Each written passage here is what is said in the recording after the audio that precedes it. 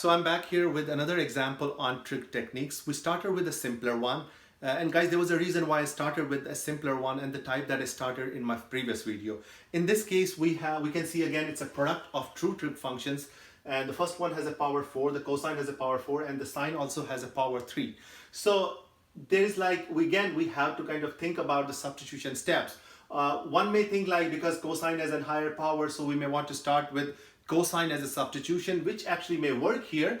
But then the other thing that we have to make sure is once we do the right substitution, and then substitution has 3 steps, number 1, number 2, and number 3. In third step, once we do the right substitution, this whole thing should condense into a form that we are able to actually evaluate the integral for, right? So that we have to keep that in mind. That is the whole goal of using the right substitution and then following through all the steps.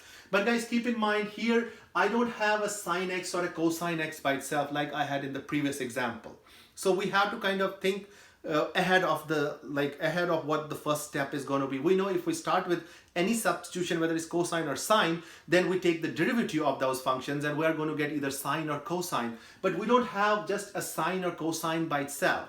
So before we start actually doing the substitution and then following the other steps of substitution, what one has to try and do is one has to choose one of these functions and try to break it down into a function with power 1, and then we may have other powers, higher powers than 1, that is fine.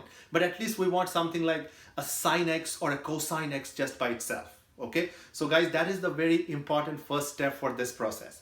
So I'm going to show you that how it's going to work out for this example. Guys, this may be you can think of this as a technique, as a method that you are learning. So once you learn this, once you see what I'm doing here and why I'm doing here, and then you should try to apply it, learn it, and then apply it to other similar problems. Okay, so the first step that we are going to do is, let us say we just don't want to do anything with the cosine 4x. I mean, there may be a way that you can break cosine 4x as well. Guys, try doing that other way as well. But what I'm going to do is I'm going to leave the cosine 4x. I'm going to work with the sine cube x, and I'm going to break it down as a product of sine square x and then times sine x. So my goal was to get either a sine x or a cosine x by itself, which has only a power 1. Okay, and by breaking it, I mean, we can rewrite this like this, because we know sine square x times sine x is just going to be sine cube x. Why? Because same bases. And of course, the power is 1 here, the power is 2, 2 plus 1 is 3, so we get the same thing back, right? But this is not enough yet. We still have to do one more thing, because now what is happening here, I have a cosine 4x, then I have a sine square, and then I have a third function sine x, okay? Of course, they are still sine functions, but there's three things going on here. So guys, what we have to do in this case, or what we should actually do in this case, we should try to only have a sine and a cosine function, which means what we can do is, guys, this sine square x, we know there is a nice identity in the trig world, which is called it's the Pythagorean identity. And let me remind you that identity. Guys, again, you should have that formula sheet in front of you, which says that the sine square x plus cosine square x this is the Pythagorean identity, is equivalent to 1. We usually think of that as on a unit circle, so that's why it adds up to 1. And now from this identity, if I have to solve for sine square x, in terms of the cosine, so it would simply be 1 minus cosine square x. Guys, all these identities you can easily find online, or they should be at the back of your textbooks, somewhere in your textbooks as well. Guys, from here, again, rewriting this, so it is integral of cosine 4x, and then this guy, guys, we are going to replace that sine square x by 1 minus cosine square x. And we are doing all this rearranging and everything to make sure that we can simplify this once we use the substitution, because our goal is to kind of condense this and change it to a form that we can easily evaluate the integral for. That's why we're doing all this manipulations or rearranging. From here, guys, let us go ahead and start the substitution. I mean, looking at this by itself, you can already see that the first substitution step should be u equals to cosine, because cosine has a higher power. And the other thing that we see in this one is that there's only cosines here, and then there's cosines, and there's only a sine by itself. Sine function does not repeat, there's only one sine. Okay, and that was the reason why in the first place we rewrote this as product of these two, and then we converted or transformed this in terms of, or we rewrote this in terms of the cosine function.